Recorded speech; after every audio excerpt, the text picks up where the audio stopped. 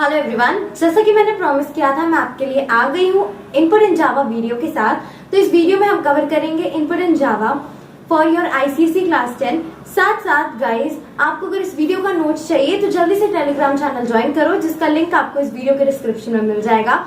Late मत करो, जल्दी से टेलीग्राम चैनल ज्वाइन करो। हमारी कम्युनिटी को स्ट्रॉन्ग करने के लिए जल्दी से हमारे चैनल को सब्सक्राइब करो, इसका मेंबर बन जाओ। वीडियो को लाइक करो, शेयर करो, ताकि ज्यादा से ज्यादा फ्रेंड्स इस वीडियो का बेनिफिट उठा सके। तो चलिए इसी के साथ ये वीडियो स्टार्ट करते हैं। Now let's start with the video. सबसे पहले हम आते हैं इंट्रोडक्शन की तरफ। हम बेसिकली इस चैप्टर को जो पढ़ रहे हैं उसका ओवरव्यू लेना बहुत जरूरी है। So most useful applications or programs have some flexibility built into them and they can provide different results when provided with different sets of value और डेटा। यानी कि आपने कोई पर्टिकुलर प्रोग्राम लिखा है, फॉर एग्जाम्पल आपने एरिया फाइंड करने के लिए कोई प्रोग्राम लिखा है। फाइन, आपने किसी रेक्टेंगल का आपको एरिया निकालना है और इस प्रोग्राम में आपने दो वेरिएबल्स लिए हैं, एक है आपका लेंथ, दूसरा है आपका ब्रेथ। अब अगर आप लेंथ की वैल्यू चेंज करते हो, साथ साथ ब्रेथ की वैल्यू चेंज करते हो, तो आपका जो आउटपुट होगा, जो रिजल्ट आपको मिलेगा वो डिफरेंट होगा। यानी कि जो वैल्यू आप दोगे, जो डेटा आप इनपुट दोगे, राइट, उसके अकॉर्डिंग आपका रिजल्ट वैरी करेगा फॉर द सेम प्रोग्राम। एक ही कोड आपने लिखा, लेकिन जैसे जैसे आपने वैल्यूज बदली, यानी कि पहले लेंथ की वैल्यू आपने 1 ले ली, ब्रेथ की वैल्यू 2 ले ली, ठीक है। स्टार्टिंग में क्या था, लेंथ की वैल्यू 1 और ब्रेथ की वैल्यू कितनी, 2, ठीक है। तो आपको कितना मिल गया, एरिया आपको 2 यूनिट्स मिल गया। सिमिलरली आपने अगर इसको 2 बना दिया और इसको बना दिया 4, तो आपको कितना मिलेगा, एरिया आपको मिलेगा 8 यूनिट्स। फाइन, यानी कि प्रोग्राम तो सेम है, लेकिन जैसे जैसे आपकी इनपुट चेंज करेगी, जैसे जैसे आपकी डेटा बदलेगी, वैसे वैसे आपका रिजल्ट भी वैरी करेगा। Generally, the user of the program provides this data and thus has some control over the program execution. यानी कि ये जो डेटा है वो जनरली यूजर प्रोवाइड करता है ताकि वो प्रोग्राम यूजर फ्रेंडली बन सके। वरना अगर प्रोग्रामर ही एक कोड लिखे, प्रोग्रामर ही अगर डेटा इंसर्ट करे, तो यूजर को क्या ही वो कोड का फायदा होगा। यानी कि आप एक सिंपल कैलकुलेटर का प्रोग्राम बनाते हो, अब अल्टीमेटली यहाँ पे जो वैल्यूज होगा वो यूजर ही देगा, राइट। अब फोन में आपका कैलकुलेटर है, आप कैलकुलेटर आप ओपन करो, वहां पे आप जो भी वैल्यूज इनपुट करते हो, राइट, वो कौन इनपुट कर रहा है, वो इनपुट कर रहा है यूजर। लेकिन इस कैलकुलेटर को बनाने के लिए प्रोग्रामर को कुछ कोड लिखना पड़ा था, है ना। तो इस कोड को प्रोग्रामर ने लिखा, लेकिन जो डेटा एंट्री करी वो किसने करी, वो यूजर ने करी, ठीक है। तो बस यही कुछ फंडा है कि प्रोग्रामर भले कोड लिखता है, लेकिन जो डेटा इनपुट है उसका कुछ कंट्रोल आपके यूजर के भी हाथ में होता है। And during the program execution, जब प्रोग्राम एग्जीक्यूट होता है उसके दौरान। इस टर्म को हम डेटा एंट्री कहते हैं। is used to represent the activity of the program that accepts data from the user। यानी कि ये प्रोग्राम की एक्टिविटी है जिसमें जो प्रोग्राम है वो यूजर से डेटा इनपुट लेता है। यानी कि वो क्या कहता है, यूजर को कहता है कि यूजर तुम मुझे डेटा दो, अकॉर्डिंगली मैं ये प्रोग्राम को चलाऊंगा या फिर मैं ये प्रोग्राम को आगे बढ़ाऊंगा, right. So far you have been using literals or have assigned values to use data in your program। अभी तक या तो आपने literals का इस्तेमाल किया होगा या फिर आपने ऑलरेडी वैल्यू इंसर्ट कर दी होगी गिवन प्रोग्राम में। लेकिन अब हम सीखेंगे कि अगर यूजर चाहे वैल्यू एंटर करना तो वो कैसे करे। However, in addition to these, there are a number of other ways to input data to a program or an application। बहुत सारे तरीके हैं जिससे कि आप इनपुट ले सकते हो, ठीक है। For example the keyboard, mouse, disk files and network. बहुत सारी चीजें हैं जिससे कि आप इनपुट लेते हो, कीबोर्ड की मदद से भी लेते हो, राइट, माउस की मदद से भी लेते हो। जो चीजें आप कंट्रोल करते हो आपके पूरे कोड में, या फिर आप नॉर्मली आपका इनपुट आउटपुट डिवाइस तो आपको पता ही होगा। इनपुट आउटपुट डिवाइस अभी तक आपने कई बार पढ़ा है, तो आप बहुत सारे आपके पास डिवाइसेस हैं जिसकी मदद से आप इनपुट दे सकते हो, है ना। तो बस यही कुछ था जो आपको बेसिक जानना था। अब आपके पास 3 टेक्निक्स है जावा में जिसके मदद से आप वैल्यू इनपुट कर सकते हो। फर्स्ट है इनिशियलाइजेशन और लिटरल्स, ठीक है। इनपुट आप दे सकते हो इनिशियलाइजेशन या फिर लिटरल्स के इस्तेमाल से, तो ये काफी कॉमन यूज होने वाला मेथड है। नेक्स्ट है इनपुट यूजिंग पैरामीटर्स। इसको हम आगे फर्दर के चैप्टर्स में पढ़ेंगे। फिलहाल के लिए आई स्किप दिस टॉपिक क्योंकि ये टॉपिक अभी के लिए आपको उतना क्लियर नहीं होगा। फर्दर जब हम आगे पैरामीटर्स पे आएंगे तो हम ये सभी चीजें अच्छे से डिस्कस करेंगे। फाइन, और सबसे ज्यादा ध्यान देने की चीज है third method, that is a scanner class.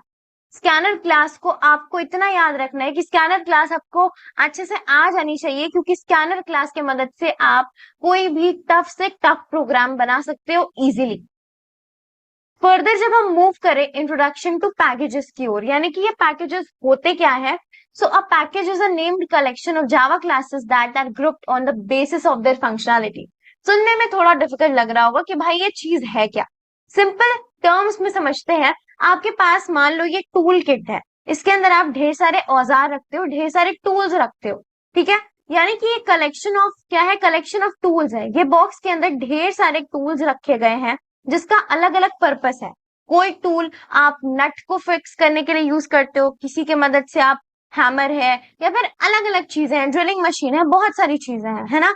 यानी कि हर एक टूल का अपना स्पेसिफिक स्पेशल फंक्शनैलिटी है। सिमिलरली जब आप जावा पैकेज की बात करोगे तो इस पैकेज के अंदर ढेर सारे क्लासेस होते हैं जिसका अपना फंक्शनैलिटी होता है। वो क्लास का कुछ फंक्शनैलिटी, कुछ फंक्शन होता है, और सभी एक दूसरे से अलग है, और वो सभी ग्रुप की गई है एक पैकेज के with in. Similarly, the package contains multiple classes, each providing a special functionality. यानी कि एक पैकेज में ढेर सारे क्लासेस होते हैं जिनका कुछ स्पेशल फंक्शनैलिटी होता है। हर एक क्लास का अपना स्पेशल फंक्शनैलिटी होता है। आगे मूव करते हैं कुछ कॉमन पैकेजेस की ओर जो कि आप जावा में पढ़ोगे। फर्स्ट है आपका lang, नेक्स्ट है आपका util, एंड देन आपका IO है, AWT, net, applet। तो इसमें से जो आप बेसिक चीजें जो आप यूज करोगे वो स्टार्टिंग के ये तीन है। ये तीन पैकेजेस आप अपने पूरे चैप्टर में या फिर आपके इंटायर सिलेबस में कवर करने वाले हो, lang, util और IO। इसके बाद के जो तीन है ये एडवांस प्रोग्रामिंग में यूज होंगे, जो अभी आप नहीं सीखना है आपको, ठीक है। आप चाहो तो खुद सीख सकते हो, बट ये पूरी बेसिक्स कवर करने के बाद। तो अब हम आते हैं एक नोट पे, जावा डॉट लैंग। इसका काम क्या है इसको समझ लो। जब भी आपको इस पैकेज को इंपोर्ट करना है, स्टार्टिंग में आपको जावा कीवर्ड लिखना है, ठीक है। यानी कि ये जो आपका पैकेज है कि किधर है, जावा लाइब्रेरी है ना, जावा के विदिन आता है जावा की इनबिल्ट पैकेजेस है ना। तो पहले जावा कीवर्ड लिखोगे, फिर आप लैंग लिखोगे। सिमिलरली जब आपको यूटिल को यूज करना है तो आप जावा डॉट यूटिल लिखोगे। जब आपको आईओ को यूज करना है, इनपुट आउटपुट, तो उसके लिए आप जावा डॉट आईओ लिखोगे। सिमिलरली AWT, नेट और एप्लेट के लिए। अब एक एक यूटिलिटी समझते हैं, कहाँ किधर कैसे यूज होगा। तो जब आप जावा डॉट लैंग यूज करोगे, so it provides the classes that are fundamental to the design of Java programming language, such as primitive data types, string और math functions। अभी इन चीजों को हम आगे पढ़ेंगे कि स्ट्रिंग और मैथ फंक्शंस होते क्या है, ठीक है। तो जब भी आप स्ट्रिंग या मैथ फंक्शन, स्ट्रिंग तो आपको पता है, ठीक है, स्ट्रिंग फंक्शंस, बहुत सारे स्ट्रिंग फंक्शंस होते हैं। तो उनको यूज करने के लिए जब भी आप चाहते हो कि आपके प्रोग्राम में आप स्ट्रिंग फंक्शंस यूज करो, तो उसके लिए आपको जावा डॉट लैंग पैकेज का इस्तेमाल करना पड़ता है। या फिर आपको अगर मैथ क्लास यूज करना है तो उसके लिए भी आप इस पैकेज को इंपोर्ट करोगे। फाइन, मूव करते हैं हम यूटिल की तरफ। तो यूटिल का इस्तेमाल आप कब करते हो, प्रिंट करने के लिए, स्कैन करने के लिए, एक्सेट्रा, ठीक है। तो ये आगे जैसे जैसे आप कोडिंग में आगे आगे एक्सेल करोगे, वैसे वैसे आपको ये सारी चीजें आपके इम्प्लीमेंटेशन पार्ट में आपको दिखेगी। Further Java dot IO, IO का मतलब क्या होता है, इनपुट आउटपुट। तो इसमें आपको इनपुट और आउटपुट, डेटा के इनपुट आउटपुट के लिए आप इन क्लासेस का इस्तेमाल करते हो। जब आप AWT की बात करोगे, so it provides the classes to implement GUI, graphical user interface को इम्प्लीमेंट करने के लिए आप AWT यूज करोगे। फाइन, इसके बाद आता है Java dot net, that provides the classes for networking. Last है जावा डॉट एप्लेट। तो यहाँ पे जो आपका जावा है that will be in lower case, ठीक है, because it's a keyword. So Java dot applet, it provides classes for implementing एप्लेट्स। तो पैकेज, जब आप कोई पैकेज किसी दूसरे पैकेज के विदिन हो, ठीक है, एक पैकेज है आपका और उसी के अंदर दूसरा पैकेज आ रहा है, ठीक है, तो आपका जो ये दूसरा वाला पैकेज, इसे हम क्या कहेंगे, इसे हम कहते हैं सब पैकेज। क्लियर है। अब आता है इंपोर्टिंग पैकेजेस। अब इन पैकेजेस को आप कैसे अपने प्रोग्राम में यूज करोगे।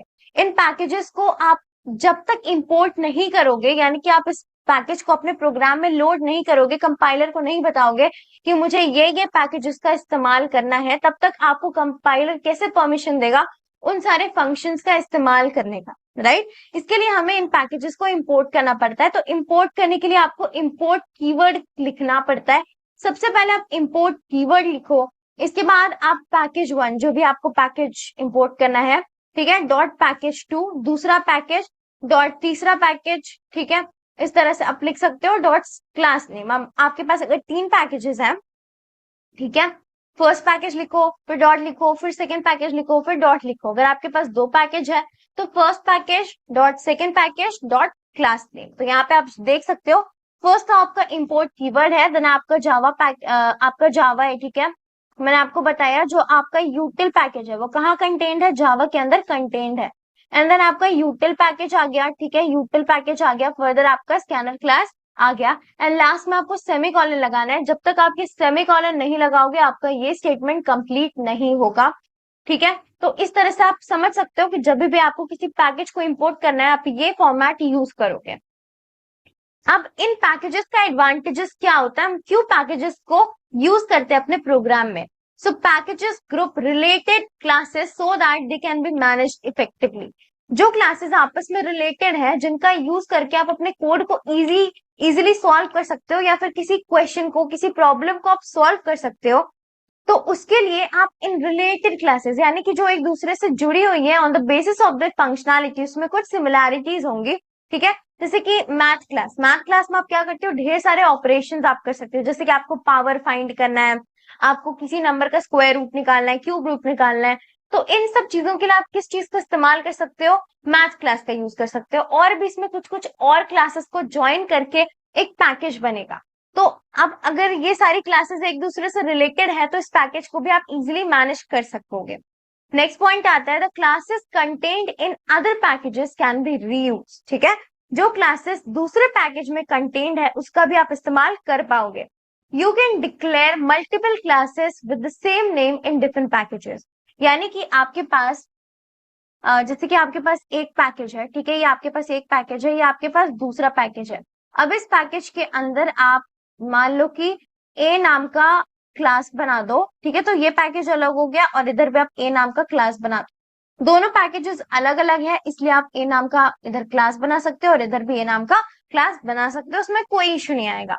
Encapsulation can be implemented by using packages. तो अभी आपको इनकैप्सुलेशन ये सारी चीजें नहीं पता करनी है, तो आप बस इसका बेसिक डेफिनेशन या फिर आप समझ लो बस इसका बेसिक कुछ पॉइंट्स जो आप याद रख सकते हो उतना याद रखो, और जिन चीजों को आप समझ सकते हो उन चीजों को आप समझ।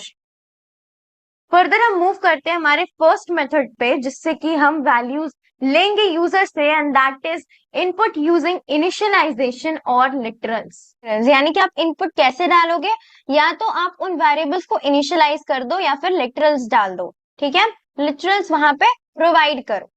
तो सिंपल इस मेथड में जैसे कि आपको यहाँ पे इस वर्ड से समझ में आ रहा होगा इनिशियलाइजेशन और लिटरल, इससे आपको क्या समझ में आ रहा होगा कि आपको जो भी डेटा डालना है वो प्रोग्राम के एग्जीक्यूशन से पहले ही आपको सोच के रखना होगा।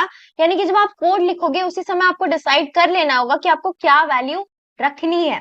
फाइन, छोटा सा कोड देखते हैं जिससे ये सारी चीज क्लियर हो जाएंगी। हमने बनाया एक क्लास जिसका नाम है स्फेयर, फिर हमने बनाया एक मेन मेथड, तो ये आपको सिंटेक्स पता है ना, public static void main string args हमारे मेन मेथड बनाने का सिंटेक्स है। और यहाँ पे एक और फंक्शन है जिसका नाम है public static double wall double radius, यानी कि ये स्टैटिक मेथड है क्योंकि इसमें स्टैटिक कीवर्ड लगा हुआ है, ठीक है। अब देखो यहाँ पे चाहे आपका कितना भी फंक्शन क्यों ना हो क्लास में, ये भी फंक्शन है, ये भी फंक्शन है, लेकिन आप इस कोड को देखना, इस कोड को समझना, आप किधर से शुरू करोगे, डायरेक्टली मेन मेथड। यानी कि यहाँ पे ये वाले फंक्शन पे आप नहीं आओगे, हम ये वाले फंक्शन, आपको यहाँ पे सीक्वेंस क्या फॉलो करना है, जब भी आप किसी प्रोग्राम में आओगे तो आप सीधे मेन मेथड में आ जाना और मेन मेथड को समझने की कोशिश करना, क्योंकि प्रोग्राम की एग्जीक्यूशन शुरू होती है मेन मेथड से। फाइन, हम इसलिए मेन मेथड पहले नहीं देख रहे क्योंकि आपने मेन मेथड पहले लिखा है, हमने इसलिए लिखा है, मतलब इसलिए हम पहले देख रहे हैं मेन मेथड क्योंकि प्रोग्राम की एग्जीक्यूशन कहाँ से शुरू होती है, मेन मेथड से शुरू होती है। फाइन, इसके बाद हमने एक वेरिएबल बनाया है जिसका डेटा टाइप है डबल। फाइन, इसके बाद हमने इसको एक वैल्यू असाइन की या फिर इसकी इनिशियलाइजेशन करी, इसमें हमने वैल्यू रखी 10.34। तो आपका फर्स्ट जो फंडा था वो तो क्लियर हो गया, वैल्यू हमने इनिशियलाइज कर दी। फर्दर हमने एक और वेरिएबल लिया है जिसका नाम है वॉल्यूम, एंड देन इसका डेटा टाइप है डबल। इसके अंदर एक वैल्यू पास की गई है, क्या पास की गई है, फंक्शन है ये, और फंक्शन के अंदर यहाँ पे एक पैरामीटर पास किया गया है। अब पैरामीटर क्या है क्या नहीं है ये आगे फर्दर डिटेल में पढ़ोगे, लेकिन आप सिंपल सा ये समझ लो अभी के लिए, ये वॉल्यूम नाम का फंक्शन है, तो आप सीधे वॉल्यूम फंक्शन पे आ जाओ। ये रहा आपका वॉल्यूम फंक्शन। तो यहाँ पे आप देख सकते हो ना, यहाँ पे एक वेरिएबल लिखा हुआ है जिसका डेटा टाइप डबल है, और यहाँ पे भी एक वेरिएबल लिखा है जिसका डेटा टाइप क्या है, डबल है। फाइन। तो यहाँ पे किसकी वैल्यू रखी गई है, रेडियस की वैल्यू दी गई है ऑलरेडी आपको। ठीक है, ठीक है ना। तो यहाँ पे आप क्या कर रहे हो, इस वॉल्यूम को बुला रहे हो मेन मेथड में, क्योंकि वॉल्यूम नाम का जो आपका फंक्शन है वो तो आपने ऑलरेडी बना के रखा है, लेकिन यहाँ पे आप इसको बुला रहे हो कि आओ मेरी गली में आओ। तो यहाँ पे आप बुला रहे हो, जैसे कि अगर आपके घर में या घर के आसपास कुछ बच्चे हो, ठीक है, आपके हाथ में चॉकलेट्स होगा, तो आप उन बच्चों को बुलाओगे और फिर उन्हें चॉकलेट्स दोगे।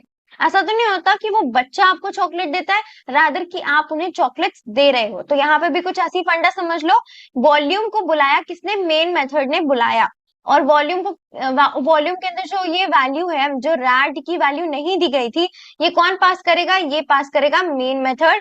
ठीक है, मेन मेथड के अंदर एक वेरिएबल है जिसका नाम है रेडियस, जिसकी वैल्यू ऑलरेडी असाइंड है, तो बस यही वाली वैल्यू इधर भी पास हो जाएगी, यही वाली वैल्यू इधर कॉपी हो जाएगी, यानी कि रैड की वैल्यू अब क्या हो गई, रैड की वैल्यू अब उतनी हो गई जितनी आपकी रेडियस की थी, यानी कि क्या हो जाएगा 10.34। फाइन। आई होप अब आपको ये चीज क्लियर होगी कि हमने ये वैल्यू कैसे रखा। इसके बाद देखो, अब आप सीधे ये वाले फंक्शन पे आ जाएंगे। अब यहाँ पे हमारे पास रैड की वैल्यू ऑलरेडी है, ठीक है, आप समझ गए कैसे आई ये वैल्यू। अब यहाँ पे आपके पास डबल वॉल नाम का एक वेरिएबल है, ठीक है, जिसके अंदर आपने फॉर्मूला निकाल दिया। क्या निकालने के लिए, आपने फॉर्मूला निकाल दिया है, आई मीन फॉर्मूला डाल दिया है वॉल्यूम ऑफ द स्फेयर के लिए। तो यहाँ पे बस आप फॉर्मूला लगा दो, 3/4 into math dot pi into math dot power red comma 3। ठीक है, तो यहाँ पे आप, यहाँ पे देखो एक चीज याद रखना है, यहाँ पे ये जो सेंटेंस लिखी है ना, यहाँ पे हमने मैथ क्लास का यूज किया है। अब मैथ क्लास क्या होता है क्या नहीं होता है, ये चीज को हम आगे फर्दर डिटेल में पढ़ेंगे, क्योंकि आपके आगे के चैप्टर्स मैथ क्लास पे बेस्ड है। लेकिन इतना समझो कि जो मैथ क्लास है वो अलग अलग ऑपरेशंस को करने के लिए यूज किया जाता है। जैसे कि यहाँ पे मैथ डॉट पावर है, तो यानी कि रेडियस का पावर निकाल रहे हो आप, रेडियस का कितना पावर दिया हुआ है यहाँ पे 3, ठीक है, यानी कि रैड टू द पावर 3। आप इसको ऐसे लिखोगे, आप लिखते हो ना 2 टू द पावर 2, तो उसको क्या लिखोगे आप, इसमें आप लिखोगे मैथ डॉट पावर 2, कुछ ऐसा लिखोगे। इस चीज को मैं डिटेल में आगे पढ़ाऊंगी, बट अभी के लिए इस कोड को समझने के लिए आप इस तरह से इसको ध्यान दे सकते हो, इस चीज को ऐसे समझ सकते हो। फाइन है। इसके बाद फर्दर आपने क्या किया, ये वाला सेंटेंस आपका एग्जीक्यूट होगा। बस इतना समझ लो अभी के लिए कि ये एक फॉर्मूला है जिसके मदद से हमने क्या निकाला, जिसके मदद से यहाँ पे हम वॉल्यूम का वैल्यू निकाल रहे हैं। ठीक है, ये वाला पूरा जो लाइन है, अगर आपको ये समझ में आता है तो अच्छी बात है, नहीं समझ में आता तो आगे जब हम मैथ क्लास करेंगे तो उसमें ये सारी चीजें क्लियर हो जाएंगी। बट अभी के लिए इतना समझो कि आपको बस इतना समझना है कि इस लाइन से आप वॉल्यूम निकाल ले रहे हो। ठीक है, वॉल्यूम आपने निकाल ली, वॉल्यूम किसके अंदर स्टोर हो गई, वॉल नाम के वेरिएबल के अंदर। तो ये वाला फंक्शन क्या रिटर्न करेगा, वॉल की वैल्यू। ठीक है, मतलब ये वाला फंक्शन क्या पकड़ के रखा है, ये वाला फंक्शन वॉल्यूम की वैल्यू पकड़ के रखा है। ठीक है, वॉल्यूम की वैल्यू पकड़ के रखा है, जैसे मेन मेथड इसे बुलाता है ये वैल्यू दे देगा मेन मेथड को। तो यहाँ पे ध्यान देना, यहाँ पे क्योंकि ये बहुत इंपॉर्टेंट है, यहाँ पे ध्यान देना। मेन मेथड में तो इसे बुलाया गया है, लेकिन जो भी वैल्यू है, ठीक है, ये जो भी पास करेगा, जो भी रिटर्न करेगा, ये वाला आपका फंक्शन, ये क्या रिटर्न करेगा, वॉल्यूम की वैल्यू।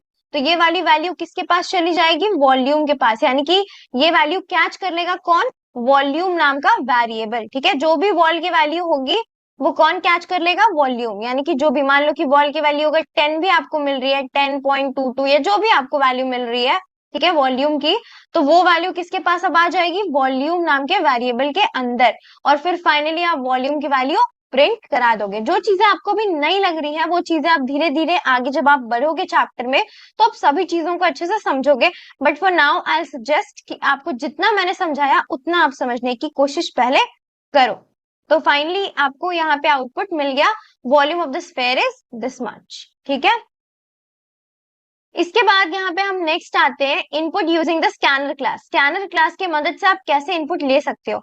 अब स्कैनर क्लास होता क्या है, स्कैनर क्लास एक क्लास है, ठीक है, जिसके मदद से आप वैल्यूज इनपुट करवा सकते हो, किसी भी वेरिएबल में आप कोई वैल्यू दे सकते हो, जैसे कि ए, ठीक है, प्रोग्राम में आपने ए नाम का वेरिएबल बनाया, तो यहाँ पे आप इक्वल्स टू करके लिखते थे ना, 10 20 जो भी लिखते थे, ठीक है।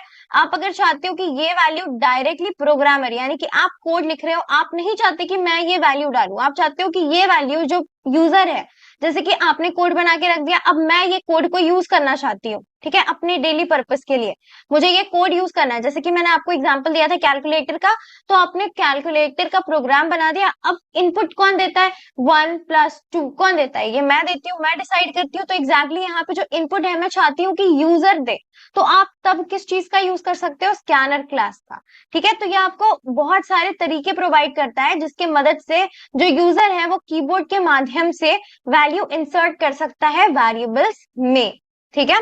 इसको रीड करते हैं, the scanner class reads the input data from a stream and converts it into the value of various data types. Stream का मतलब मैं आपको भी थोड़ी देर में समझाऊंगी, अभी बस होल्ड ऑन करके रखो इन चीजों को दिमाग में। ये क्या करता है, किसी स्ट्रीम से, स्ट्रीम चलो मैं आपको समझा ही देती हूँ, यहाँ पे एक छोटा सा एग्जाम्पल है, देखो what is a stream, stream होता क्या है।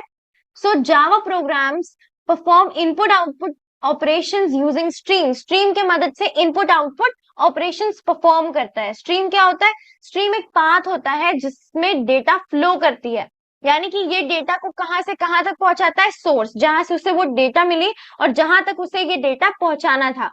यानी कि मान लो कि मैं यूजर हूं, ठीक है, मैंने वैल्यू इनपुट करी, तो वो क्या है, मेरी जो वैल्यू है वो है सोर्स, और ये वैल्यू किधर तक पहुंचेगा, ये फर्दर आपके कोड तक पहुंचेगा, ठीक है, और आपका पूरा कोड रन करेगा अकॉर्डिंगली। तो मैं यहाँ पे सोर्स हूँ, मेरी वैल्यू यहाँ पे सोर्स है, और ये एंड पॉइंट जहां पे इसको एग्जीक्यूट करने के लिए ले जाना है, दैट इज द डेस्टिनेशन।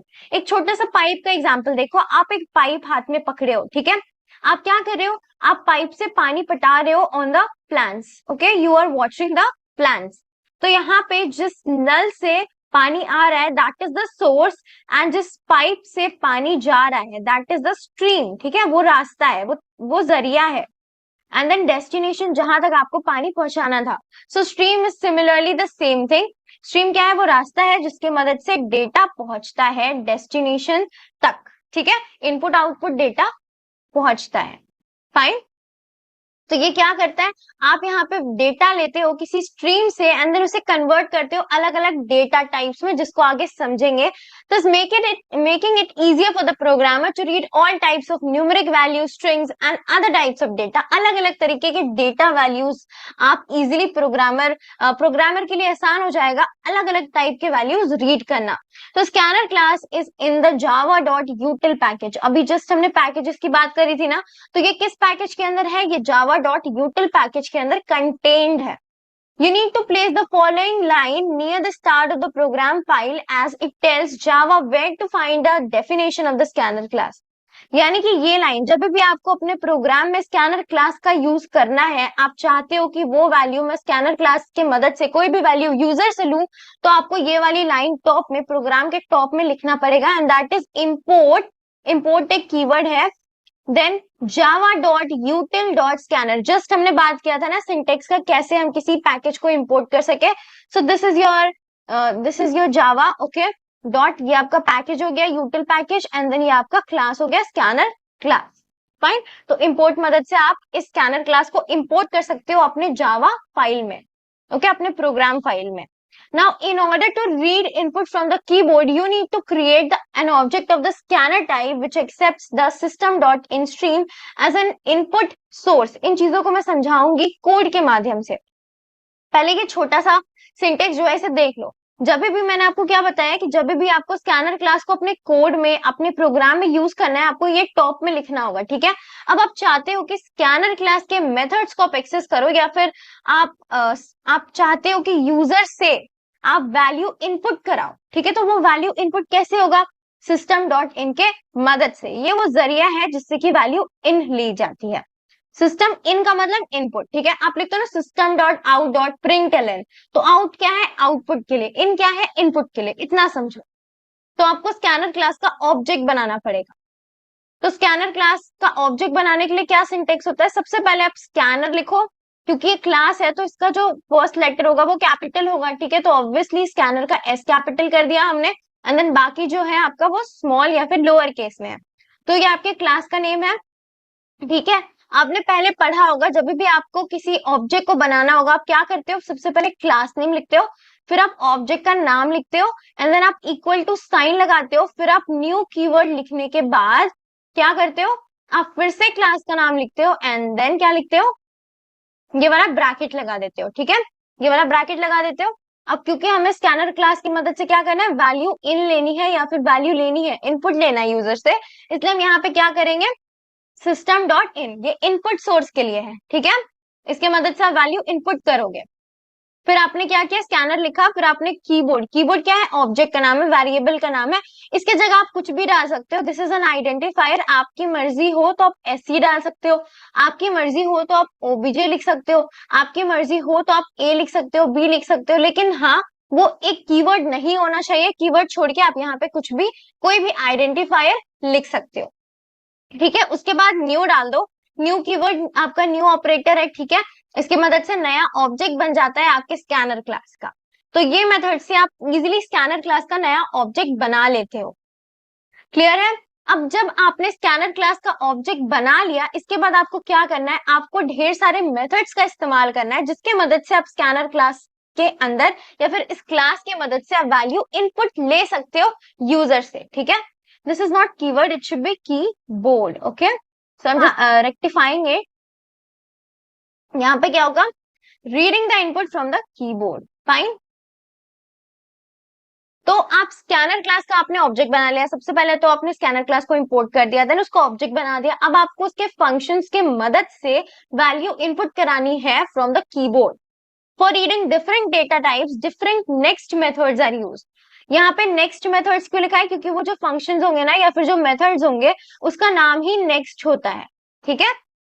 जिस चीज को अभी हम देखेंगे, यहाँ पे देखो पूरी लिस्ट बनी हुई है, जल्दी से इसका स्क्रीनशॉट ले लो, ये आपको हमेशा हेल्प करेगा, अभी भी आगे भी हमेशा आपको हेल्प करेगा स्कैनर क्लास को इजीली समझने में। इसमें सारी चीजें डिटेल में दी गई हैं। जब आप नेक्स्ट कीवर्ड या फिर जब आप नेक्स्ट फंक्शन यूज करोगे, ठीक है, नेक्स्ट फंक्शन की मदद से मैं आपको सिंपल सीधे भाषा में बताऊंगी, इसके मदद से आप कोई वर्ड कोई स्ट्रिंग वैल्यू इनपुट ले सकते हो, ठीक है। कोई स्ट्रिंग वैल्यू इनपुट ले सकते हो जब तक आपको डीलिमिटेड ना मिले, यानी कि जब तक आपको स्पेस ना मिले। जैसे ही आपको व्हाइट स्पेस मिल जाएगा, वो क्या करेगा, स्कैनर क्लास उतना ही वैल्यू लेगा जितना स्पेस के पहले तक था। सिंपल सा समझाती हूँ, जैसे कि मैंने लिखा, मैंने यहाँ पे लिखा ए, फिर मैंने स्पेस दिया, फिर मैंने लिखा बी, फिर उसके बाद फिर मैंने लिख दिया यहाँ पे बिना स्पेस डाले सी, ठीक है। तो यहाँ पे आपका स्पेस है, तो कंपाइलर इतना दूर तक आया, या फिर सॉरी यहाँ पे जो आप फंक्शन यूज कर रहे हो, ठीक है, तो यहाँ तक आपका वैल्यू रीड हुआ, उसके बाद उसे स्पेस मिला, फिर स्पेस स्पेस आते ही वो यहाँ से टर्मिनेट हो जाएगा, यानी कि आगे की वैल्यूज वो नहीं पढ़ेगा, वो बस उतनी ही वैल्यू पढ़ेगा जो स्पेस के पहले है, उतनी ही वैल्यू वो एक्सेस कर पाएगा। इसलिए मैंने कहा कि वो क्या रीड कर सकता है, कोई वर्ड रीड कर सकता है या फिर कोई स्ट्रिंग वैल्यू रीड कर सकता है जब तक स्पेस या डीलिमिटर ना आया हो तब तक, क्लियर है। नेक्स्ट लाइन की मदद से आप एक कंप्लीट लाइन लिख सकते हो, कितना भी लंबा आप स्ट्रिंग वैल्यू ले सकते हो, ठीक है। तो ये आपको क्या रिटर्न करेगा, एक string value, my name is unlimited learning, okay, my name is unlimited learning, या जो भी आपका नाम हो या आपके ग्रुप का नाम हो, जो मर्जी आपकी, आप पूरा लाइन इससे प्रिंट करा सकते हो, पूरा पैराग्राफ भी प्रिंट करा सकते हो। नेक्स्ट आता है आपका नेक्स्ट शॉर्ट।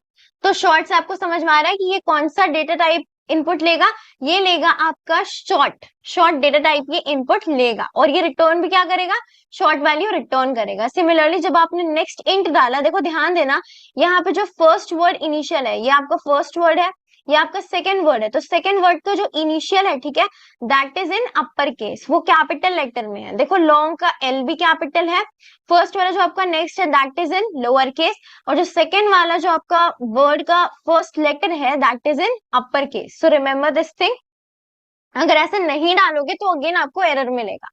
तो next int is for the integer value, long is for next long is for long value, similarly next float is for float value, next double is for double value, and next dot char at 0। ये काफी important है, इसका utility आप समझना।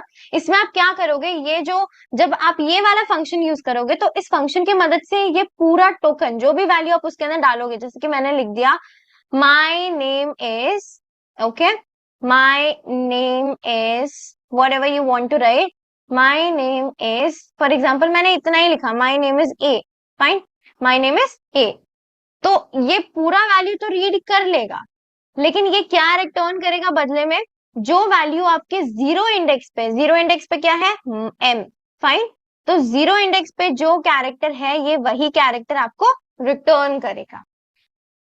ठीक है, अब इस चीज को करने से पहले, यानी कि ये वाले जो आगे के मेथड्स है इनको पढ़ने से पहले एक छोटा सा प्रोग्राम करते हैं स्कैनर क्लास पे, जिसमें आपको अभी तक जितनी चीजें मैंने पढ़ाई है सारी चीजें क्लियर हो जाएंगी। हो सके तो जल्दी से इस कोड का स्क्रीनशॉट ले लो, क्योंकि ये बहुत हेल्प करेगा आपको सारी चीजों को समराइज करने में। सबसे पहले जैसे कि मैंने बताया आपको स्कैनर क्लास को इंपोर्ट करना है, तो import Java dot यूटिल dot scanner, scanner का एस कैपिटल, बाकी सारी चीजें आपके लोअर केस में, एंड लास्ट में सेमीकोलन लगाना मत भूलना। इसके बाद आप क्लास बना दो, मैंने क्लास का नाम लिखा है डेमो, ठीक है। फिर public static void main string args, अब मैंने स्कैनर क्लास का यहाँ पे ऑब्जेक्ट बना दिया, scanner SC is equals to new scanner system dot in, then again semicolon.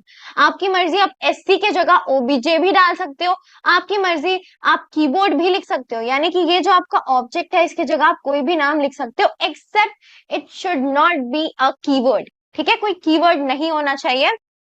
Next, system dot out dot println, आपने क्या प्रिंट करवाना है, सबसे पहले एंटर अ सेंटेंस। आप यूजर को बोल रहे हो कि एक सेंटेंस एंटर करो, ठीक है, तो वो किस फंक्शन के मदद से एंटर करेगा कोई sentence, so with the help of next line, ये आपको पता था। तो आपने एक डेटा टाइप रखा, ये वेरिएबल है, ठीक है, ठीक है, स्ट्रिंग डेटा टाइप का है, ठीक है, एसटीआर स्ट्रिंग डेटा टाइप का है, इसके अंदर आप क्या एंटर करा रहे हो, एससी डॉट, क्योंकि आपको क्या करना है, स्कैनर क्लास को यूज करना है, तो स्कैनर क्लास को एक्सेस करने के लिए हमें उसका ऑब्जेक्ट बनाना पड़ता है, राइट, कोई भी क्लास को यूज करने के लिए उसका ऑब्जेक्ट बनाना पड़ता है, तो हमने उसका ऑब्जेक्ट बना दिया, एंड जो ऑब्जेक्ट बना है उसको लिखने के बाद आप जब डॉट लिखोगे तो जाके आपका ये ऑब्जेक्ट एक्सेस हो जाएगा, ठीक है। फर्दर आप इसका फंक्शन यूज कर सकते हो नेक्स्ट लाइन, तो यही सिंटेक्स है जो आपको समझना है। नेक्स्ट, जब आप चाहते हो कि यूजर कोई वर्ड एंटर करे तो आप क्या लिखोगे, आप लिखोगे sc डॉट नेक्स्ट। तो आई होप आपको ये समझ में आ रहा होगा कि यहाँ पे जो ये wrd है ये स्ट्रिंग डेटा टाइप का है, ठीक है, क्योंकि हमने यहाँ पे क्या एंटर कराना है, कोई वर्ड एंटर कराना है। नेक्स्ट आपका इंट वैल, इसके लिए क्या यूज करोगे, sc डॉट नेक्स्ट इंट। फिर लॉन्ग वैल के लिए, ये लॉन्ग वैल है क्या, ये सिंपल एक आइडेंटिफायर है, एक वेरिएबल है जिसके अंदर आप लॉन्ग वैल्यू एंटर करवा रहे हो, so you'll use sc dot next long. Similarly double well, for that you will be using sc dot next double, char val, so that you will be using sc dot next dot char at zero, यानी कि आप यहाँ पे user को कह रहे हो कि कोई भी एक कैरेक्टर वैल्यू इंसर्ट करो। मान लो कि यूजर ने एक वैल्यू की जगह ए बी सी डाल दिया, ठीक है, तो वो क्या करेगा, आपका ये वाला फंक्शन कैर एट जीरो, जो जीरो इंडेक्स पे है ये वही वैल्यू को रखेगा, बाकी वैल्यू को ये रिजेक्ट कर देगा। मतलब बस जब आप कैर एट जीरो लिखोगे ना तो ये क्या रिटर्न करेगा, तो ये बदले में रिटर्न करेगा बस जो वैल्यू आपके जीरो इंडेक्स पे है, बस उसी को ये रिटर्न करेगा, फाइन।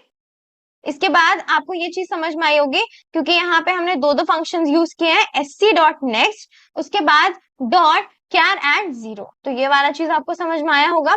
देखो यहाँ पे इसका आउटपुट देखेंगे कि हमें इसका आउटपुट क्या मिल रहा है, तो हमने इन सारी चीजों को वन बाय वन करके प्रिंट करा दिया, एंड लास्ट में हमने sc डॉट क्लोज, क्योंकि अब हमें स्कैनर क्लास से और कोई वैल्यू रीड नहीं करवानी, तो हम स्कैनर क्लास को यहाँ पे बंद कर देंगे, जिसके लिए हमने स्कैनर क्लास का object dot close function use किया है।